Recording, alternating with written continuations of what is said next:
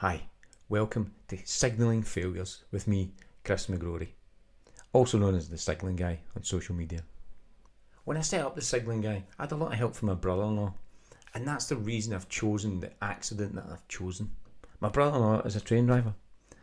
Now, signalling engineers and train drivers sometimes at loggerheads over how signalling systems work and any changes you want to make them. You could also, when I was a young signalling engineer, you could also infer from reading the standards that because there are certain things that we must do in passenger lines that we don't necessarily have to do on freight lines, you could infer from that the railway doesn't mind losing a driver once in a while. They're prepared to take more risks with freight trains. That is true, but we aren't really genuinely saying that we consider losing a train driver as inconsequential. In fact, nowadays the railway really values safety of its employees. It's one of the main things that contractors are scored on when they're bidding for work with Network Rail. So I'm starting off with Colwich because although it's not a well-known accident, it was fatal. We did unfortunately lose a train driver. So shrink me down and we'll go into the details of what happened. So here we have the layout at Colwich. Apologies if it's not known, if it's called Colwich or something different locally. You can write angry words in the comments to me, and I'll make my apologies later on. But here you see the layout. So this is a set of lines between Birmingham, Liverpool and Manchester. Top left here is to and from Liverpool, bottom left from Birmingham, bottom right to Birmingham, and the top right is to and from Manchester.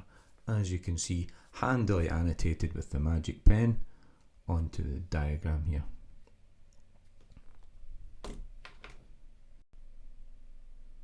Now looking at this layout is second nature to me, but I've been in the railway since I left school, so let's try and bring in, here we are, Google Maps, and try and help you visualise what you're looking at here in terms of a layout. So here we are on the A9. Other A roads are available. So I spent a lot of time in Scarborough, down in Yorkshire. I've just recently been to Hexham. You might have seen that on my social media. Beautiful signal box, absolutely stunning. Beautiful piece of architecture, and still working away. I don't actually know how old it is, but it's older than me. Let's say that it's older than me. So yeah, down to Hexham. I think I was in the A97. I can't remember exactly, but you can angry comments me again if it's not the A97 to Hexham. But Yorkshire A66 I've been across a good few times. Looks just like this here on the A9 that I'm showing you. Dual carriageway, 2 lanes on the left, 2 lanes on the right, and here in the middle there's a right turn that we want to get to. So in this instance, the roads department have left us this little in shot here where you can get your car in out of the fast lane. Again, if there's any police driving instructors, I'll say out of lane 2, but for those of us that aren't experts, the fast lane. So you want to get out of the fast lane to slow down, to turn right across these other 2 lines of the dual carriageway. And this is very similar to the setup that we've got at Colwich. You can't quite see it yet because I've not shown you the signalling plan, but let's get to that. So we're still in the real world here. Before we go to the signalling plan, you can see that same feature where you have 2 lanes on the left, 2 lanes on the right, effectively opposing each other. You don't normally have this in the railway. Normally one side's one direction, one side's the other direction, like a single lane carriageway, like in a normal road. But in this arrangement we do actually have 2 in both directions, just about.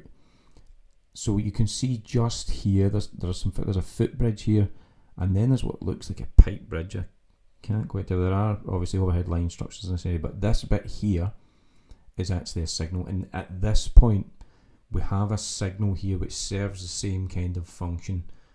It's a place to stop, to hold a train if it has to take that right turn. So we're waiting for the Liverpool side to be clear, the oncoming Liverpool side to be clear, before we get across that bit of railway and off to the Manchester side when you have a train coming from the bottom left from Birmingham.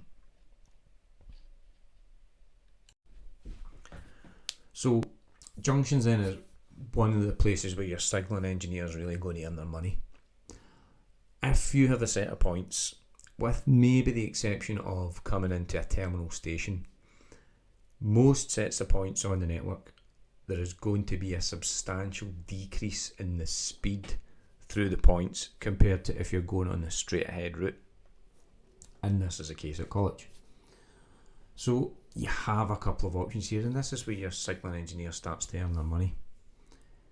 One thing you can do, which is very common, is they signal before the points, you keep it red, and depending on the differential speed, so if it's 100 miles an hour down to 15 through the points, you're going to keep that signal at red for X amount of time, let's say 2 minutes. If you're going from 80 to 60, you might only keep that signal at red for 30 seconds when the train's approaching. So it gives you some kind of confidence that the train has approached the signal that's red, and the driver has had an indication that they're taking that divergent route, so they know that they need to be going slower.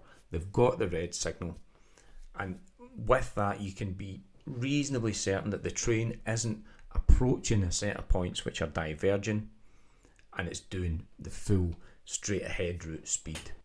So that's approach release from red, or MER as it's known, because why would we make the acronyms make sense? The one drawback from approach release from red is that it's quite restrictive. It's okay if you want to hold a freight train in out the way somewhere and let some passenger traffic go. It's a pretty good application for it. In this case, it doesn't quite suit this layout. So the engineers here used a different option, flashing aspects. So these symbols here, that shows you the blackened ones are the two yellows. The lowest one to the ground, if you like, which should be at driver's eye level, is the red, and the one in between the two double yellows here is the green. So this is flashing. These little lines mean flashing, double yellow, and you can see the one ahead is a single yellow flashing.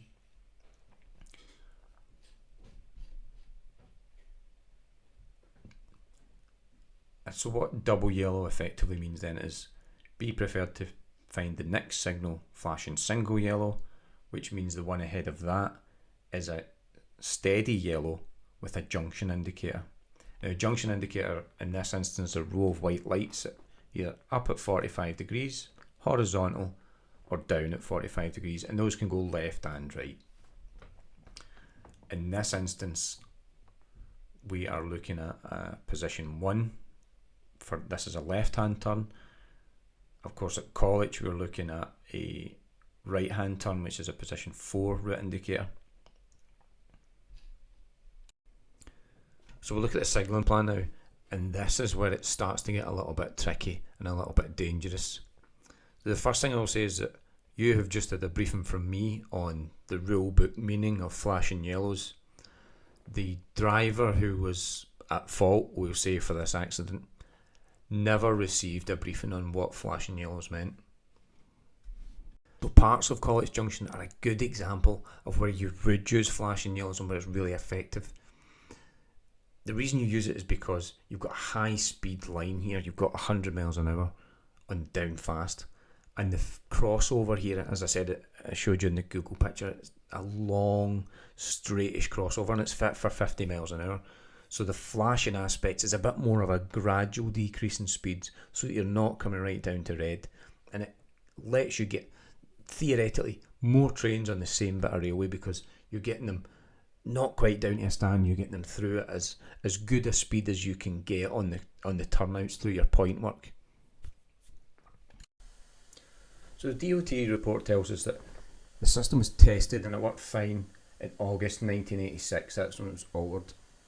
So it's been tested properly. It's the correct application of flashing aspects. We've also got an experienced driver. We know from the DOT report the driver actually has a trainee driver in the cab with him, and It's also an experienced signalman on the day. Other genders of signaller are available. On this occasion, it is a man. So the signalman, the driver, and the system are all up to scratch. So how do we end up with an accident?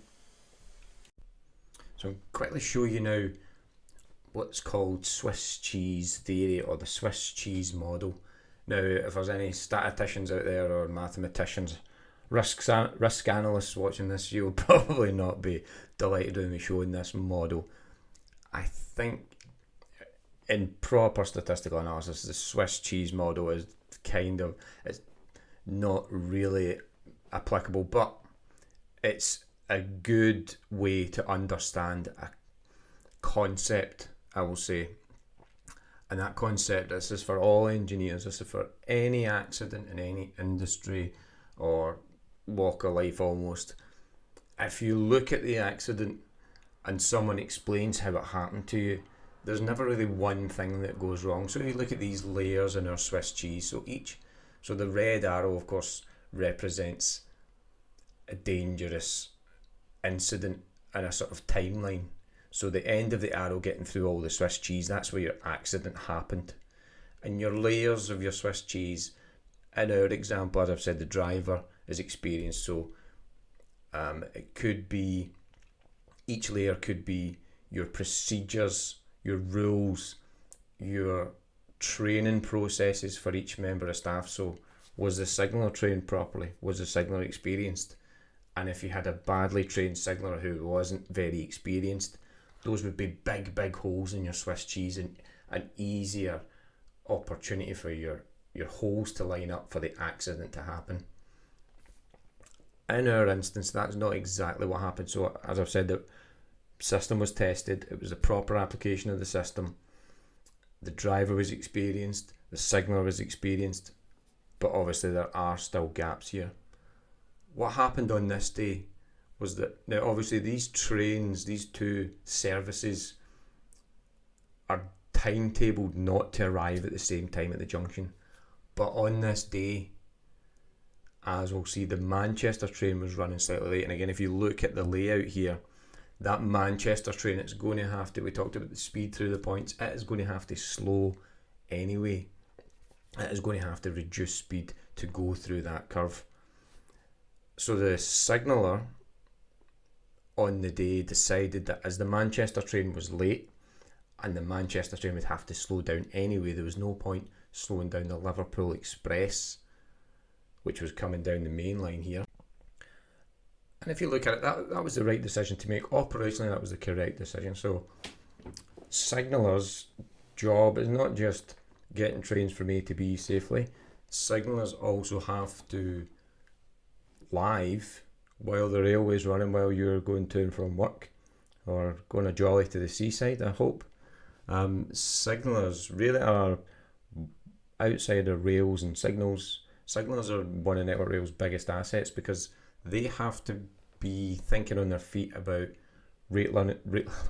late running trains and figure out, should X train give way to Y train? Do I need to give precedence to this? And the more junctions you have, the more services you have, the harder that gets, and you've always got to do it thinking on your feet. And you might have other things going, you might have level crossings going, you might have phone calls from the public, you might have phone calls from drivers. So there's hundreds and hundreds of things going on for the signaller. But on this day, the signaller, experienced as he was, had a fairly simple decision to make on this occasion. Liverpool's on time, it doesn't have to slow. Manchester's a bit late, it does have to slow. So as the Manchester's late anyway, don't slow the Liverpool train and make that late as well. So the driver decided that the Manchester train would have to be held at Colwich Junction until the Liverpool train was passed. And unfortunately, this is where it becomes fatal.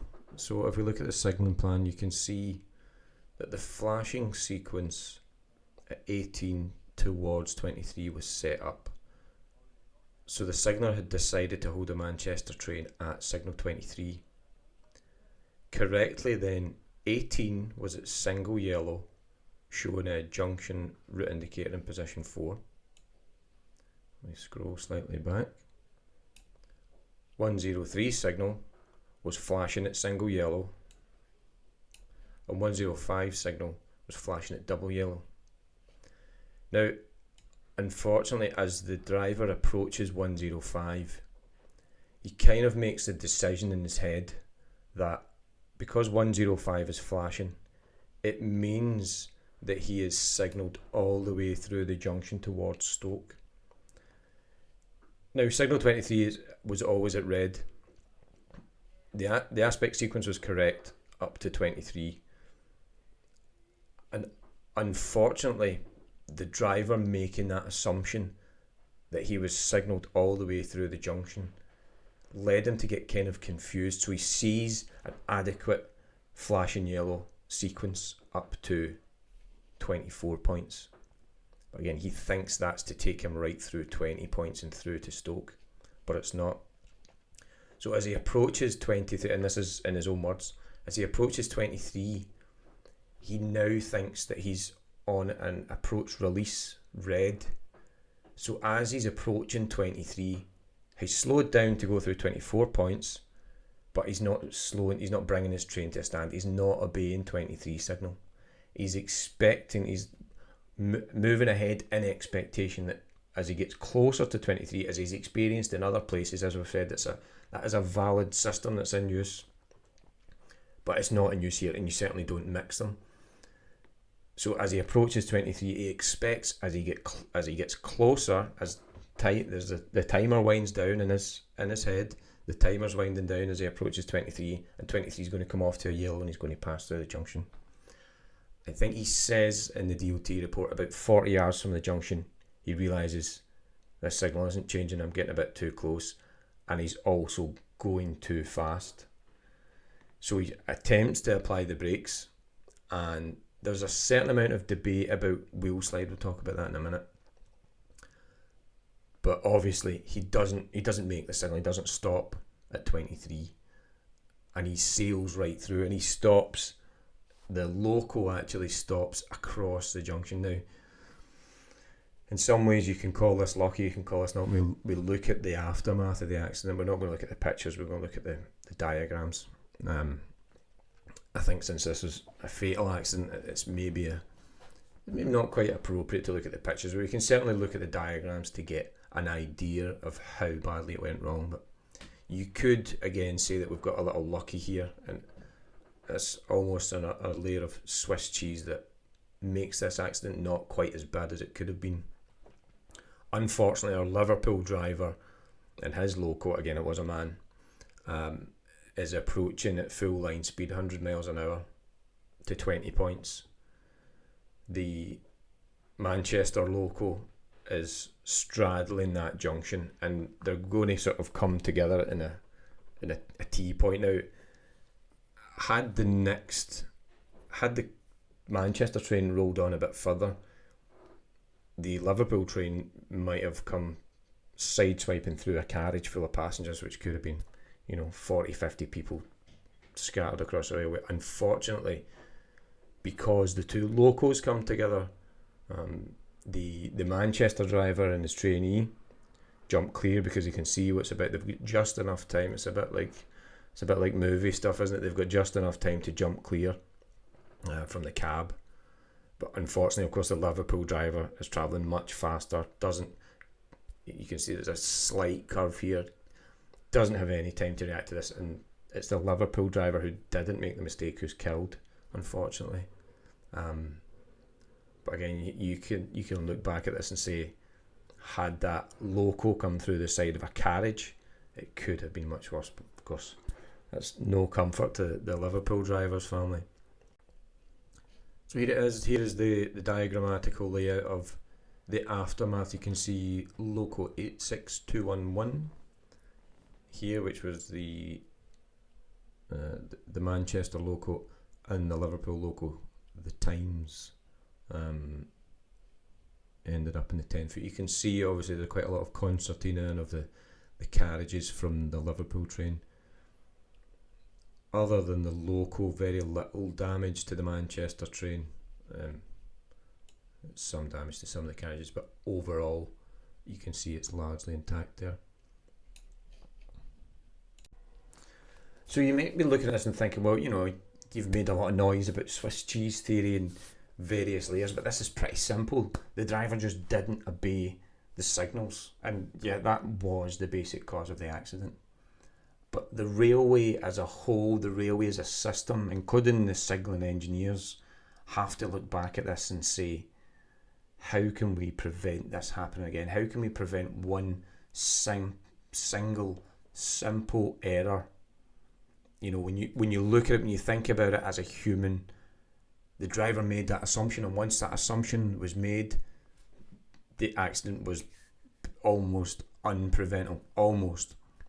So we have to look at that as engineers, as a railway system, and think, how do we stop this happening again? We need to look at what processes were in place at the time. Now, I said at the start that there's some interaction between drivers and signalling engineers if you want to make some changes to the railway. Now, this was true even in 1986. So there is something produced called a Section C notice. Now, if you go out today, train drivers get taken out when they're learning a route. They get taken out with a more experienced driver who knows a lot about the route and could say, for example, we're approaching an underbridge, there's a station round this bend that you can't see, and this underbridge is about 600 metres out. It's a good place for you to start your braking. This is a good gauge, and that's the sort of thing that drivers will get in route knowledge, amongst a ton of other things. But what do you do when the route is completely changed and there are new signals out there and no one's ever driven it? Well, one of the things that you got, even as I said, even in 1986 and still today, is a Section C notice. And a Section C notice just tells drivers what has changed, what's changed in the signal, what different routes there are, what different lines there may be, or if you change a single line or a particular line to reversible working, things like that you put in the Section C notice. So the Section C notice that was issued for Colwich goes a little something like this. Now, there are no diagrams with it. This is an important thing to remember, no diagrams with it. The Section C notice, Sunday 17th August, Colwich, down fast line, signal Charlie Hotel 105 will display a flashing double yellow aspect, and signal Charlie Hotel 103 a flashing single yellow aspect, when signal Charlie 28 is showing a single yellow aspect with a position for junction indicator reading to the down slow line.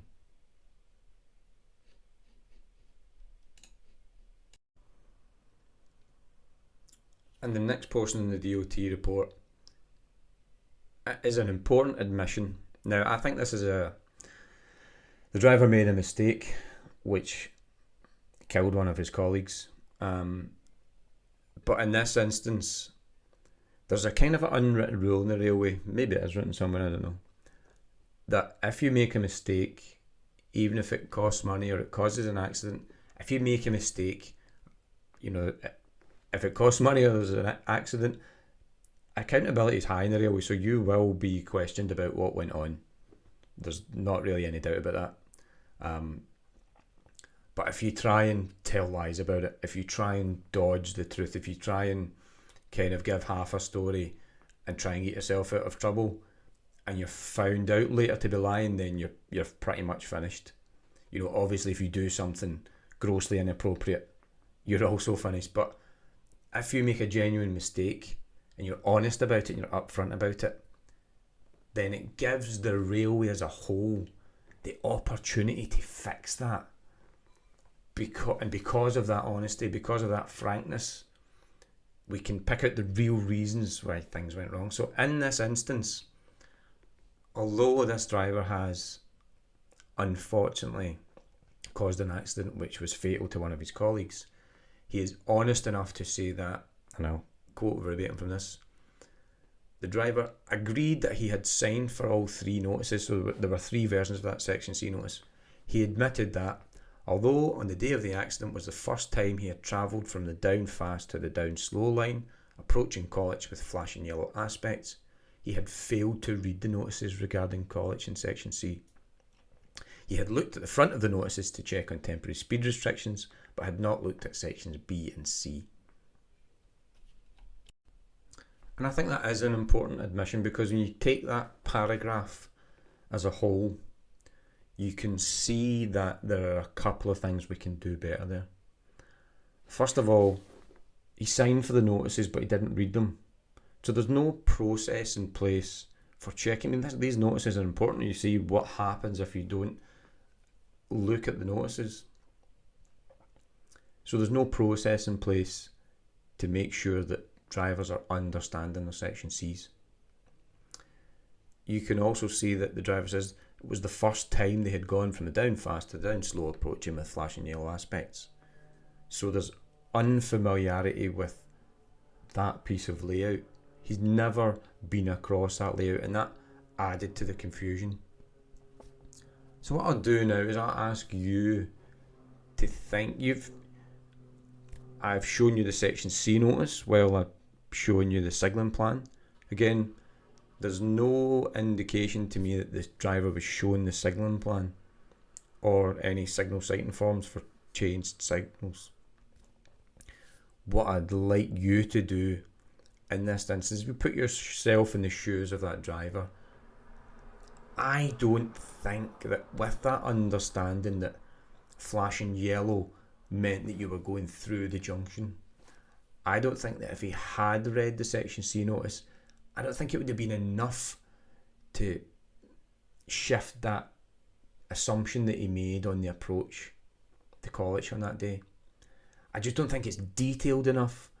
Yes, it tells you exactly in text what is going to happen, but the reason that we go to great lengths to produce signalling diagrams and signal sighting forms is that not everyone learns visually. Not everyone learns in the same way. Some people learn by looking at diagrams. I think that's the majority of people.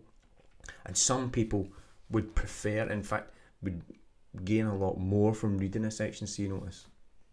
So I don't think that the Section C notice in this instance was adequate.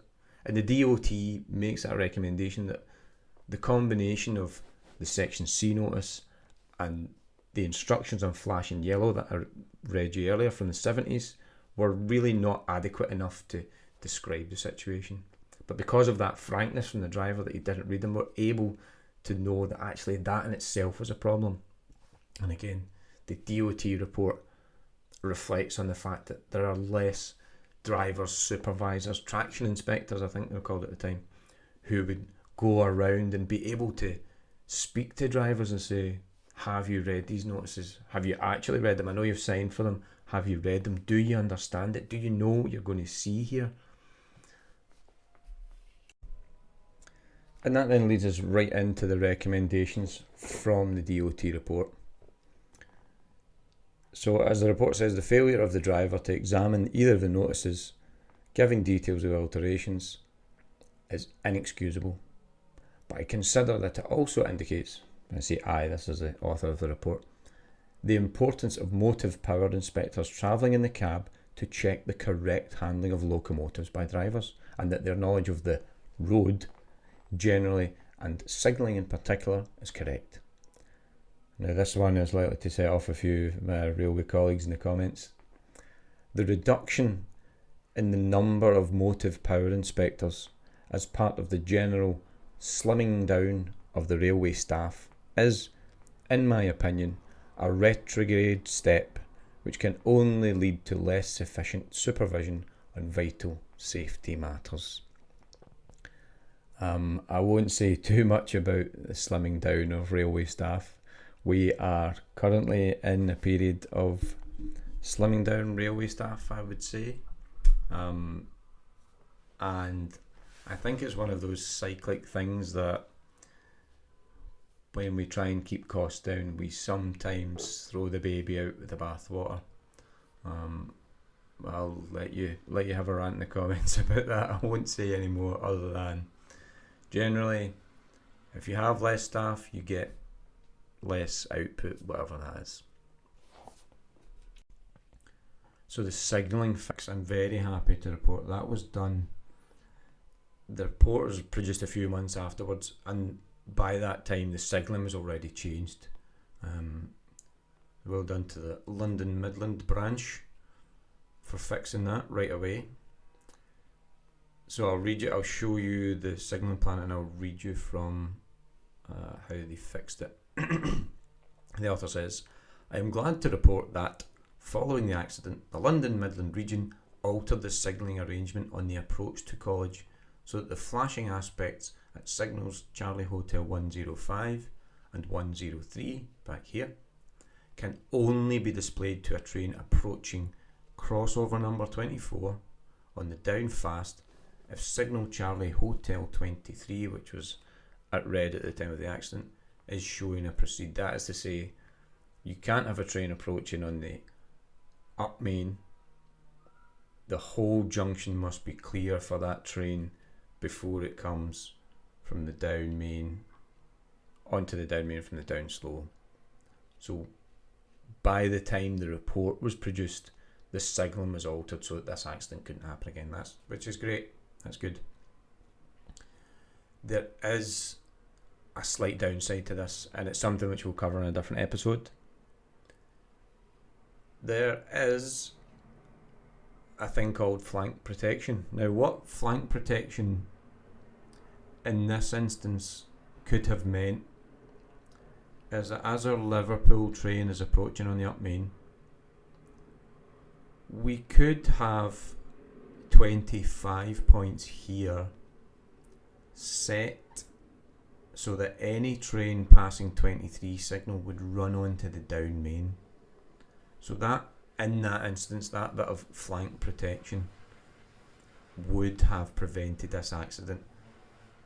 But of course, your original train could have been already on the relief line and another train could have been on the down main.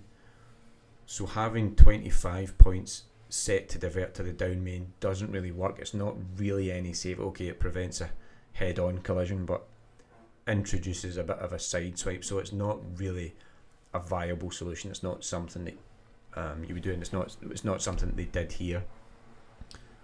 Flank protection at other locations could have been implemented more widely, and it could have prevented a further accident, which was Ladbroke Grove.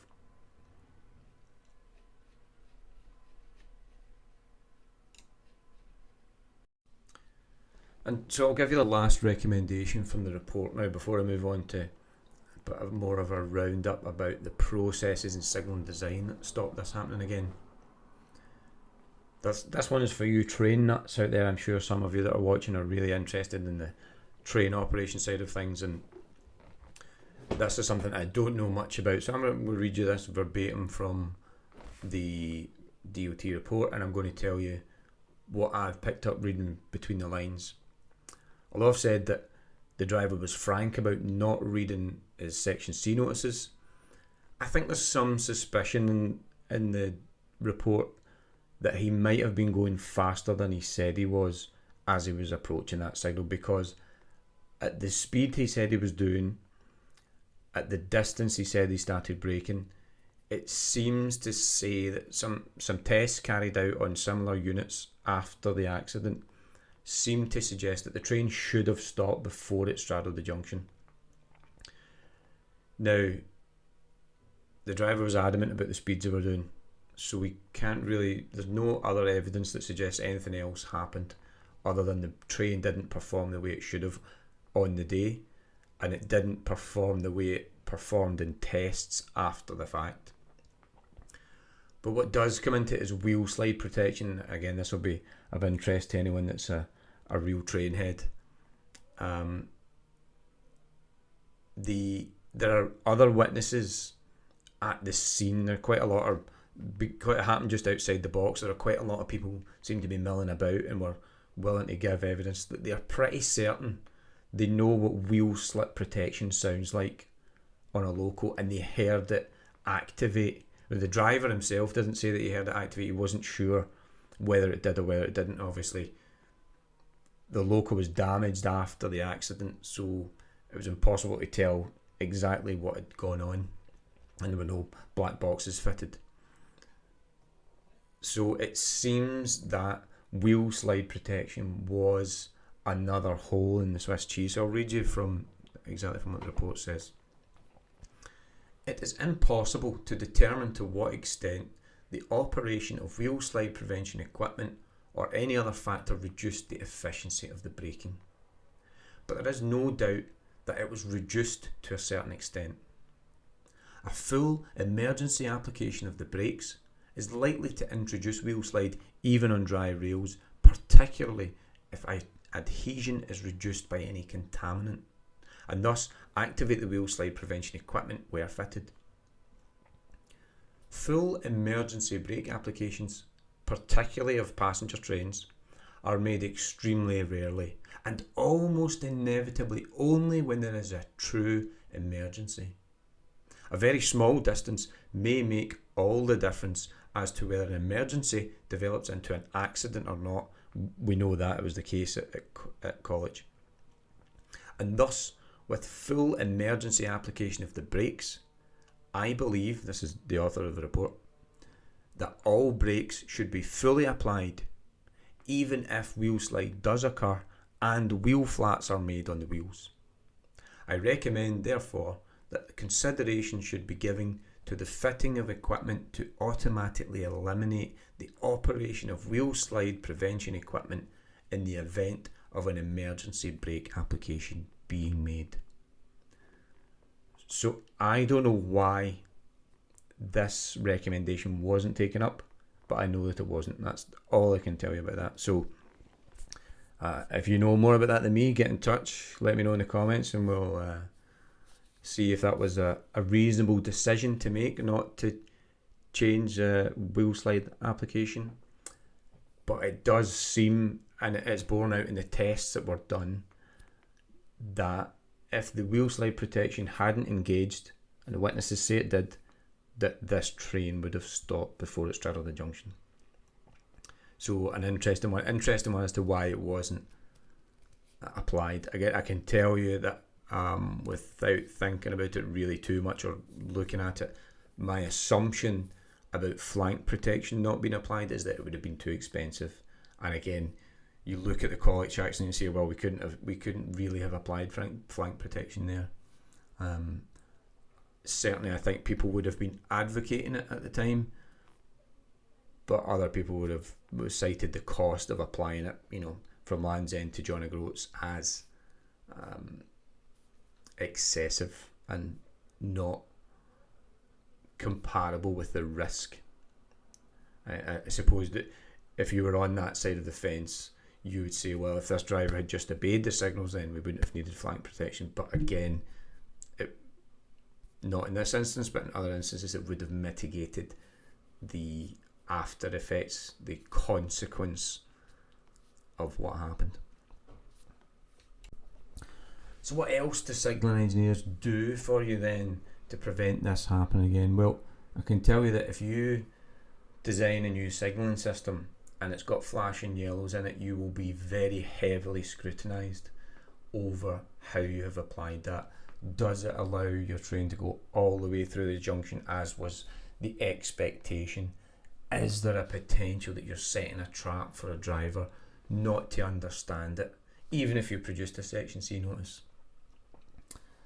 Now again, I looked at this and I try to put before I criticise anyone too heavily, I always try to walk a mile in their shoes, if you will.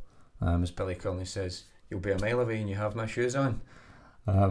But in this instance, I think the driver, once they've made that assumption that they're going through the junction, although they should have read the Section C notice, I think if they had read that Section C notice, just those words on a page without a diagram specific to the site, I don't feel that's enough. You've got to remember that drivers are people just like everyone else, and a signalling engineer's job is to think about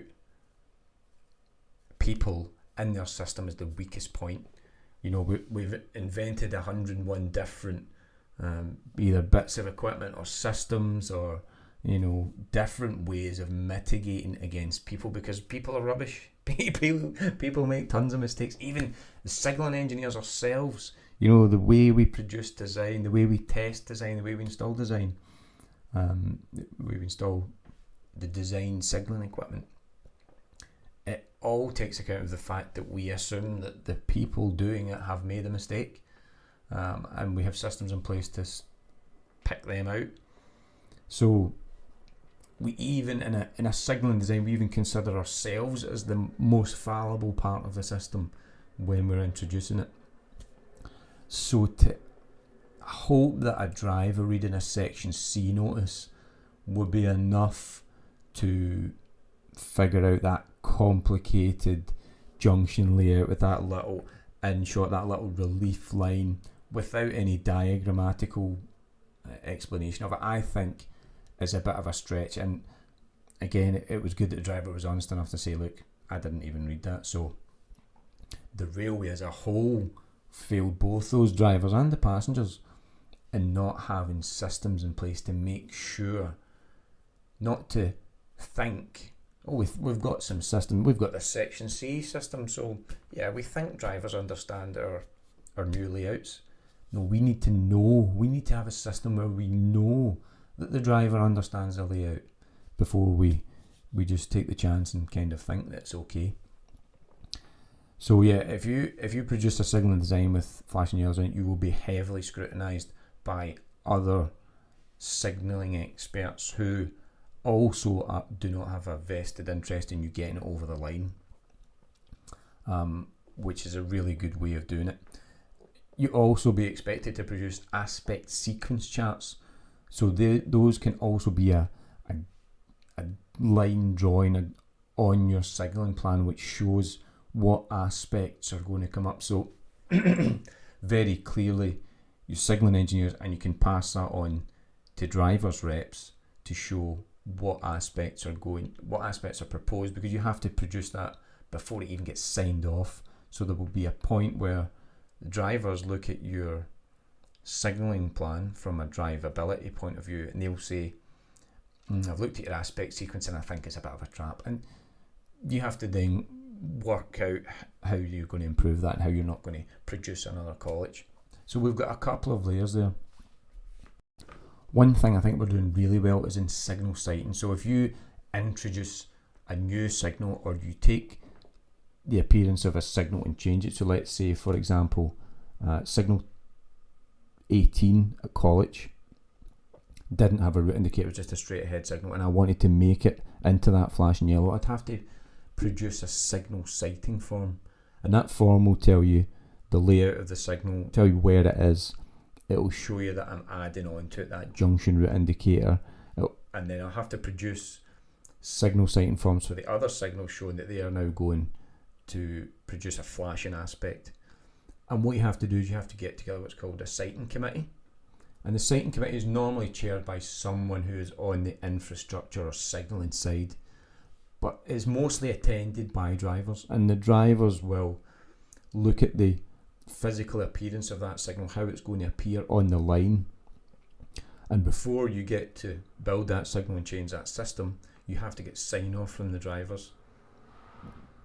I think that's a really, really good system. But what we're doing at the moment is that we are bringing not just a picture of what the signal might look like or the area, but we are bringing more and more technology into that, so that something I have done with my colleagues in the past is we've taken UAV, unmanned aerial vehicle, drone, if you like, footage, and we've added that into our design, so the CAD design combined with the aerial footage, and into that you can plonk down wherever you want scale versions of your signals, exactly what they're going to look like. One thing that the team that I worked with did, which was really clever, was we took photographs, high resolution photographs inside of a cab, with the very kind assistance of ScotRail. We used an HST cab. We photographed it from every possible angle from the driver's seat, and we then added that into our design. So when we went to discuss sighting with drivers, we could show them the view exactly as it was from a cab, And some of the very clever chaps I work with used Unreal Engine, I think, to make it sort of gamify it, and you could you could travel up and down the proposed lines, and you could see the signals, and you could look around the cab, and you could see those signals from any angle in the seat. So you could really, you almost couldn't miss, and it would be able to display those aspects. So if you were approaching a college, you would be able to see what the aspects were going to look like. Almost full virtual reality. Before you sat in that chair and went to drive that line, you could sit and watch the video. So that's one thing I'm really happy about that we're doing with technology right now in signalling, is that we're making that sighting almost 100% realistic before you sit in that cab. The stuff that I did was built on by something I seen, I think, on LinkedIn, and then I went to a Bentley conference in London, and I saw some stuff that a chap called John Dalton was doing. So I'm not taking all the credit for that idea. I saw it.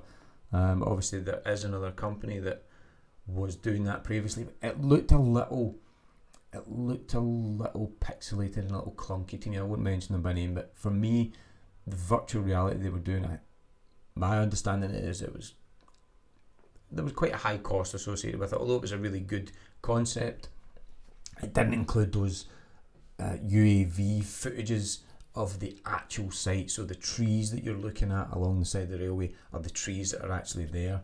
The buildings, things like that. So the one that I saw was by a chap called John Dalton, who had a very, very impressive version of it. Again, I built on that with the team using Unreal Engine. A team of real Unreal experts did a great job of that for me. I hope that in discussing it, more people hear about it, more people think of doing it that way. I'm not putting the arm around the homework. I want this is out there so that other people can replicate it, maybe even do it better. But I really felt like that photogrammetry from the cab of the train was a really powerful thing, because it gave you, all the other ones before that gave you a sort of flying, magical position above the railway, as if you were a driver, but you weren't inside the cab. We put you, for our signal sign, we put you inside the cab, and it was brilliant. I'm really happy with it. Again, it's like just another layer of that Swiss cheese that prevents another Colwich happening. Colwich is one of those things that, looking back, I think those processes, the design process, you have to go through, the approvals that you have to get for changes to a signalling scheme, I like to think that there is very, very small risk of another Colwich happening. So that was it. That was Colwich Junction from a signalling engineer's point of view. That concludes episode 1 of Signalling Failures. If you want to catch the next episode, like and subscribe and tap the bell. That'll let you know when the next episode comes out. Episodes will be released every 2 weeks on a Friday. And if you know a bit more about wheel slide protection, or you disagree with any of the conclusions I've drawn, or any of the things I've said are incorrect, if maybe you're a fellow signalling engineer and you've noted some of the terms I used were wrong, or I picked up something incorrectly, get in the comments, let me know, or get in touch on social media.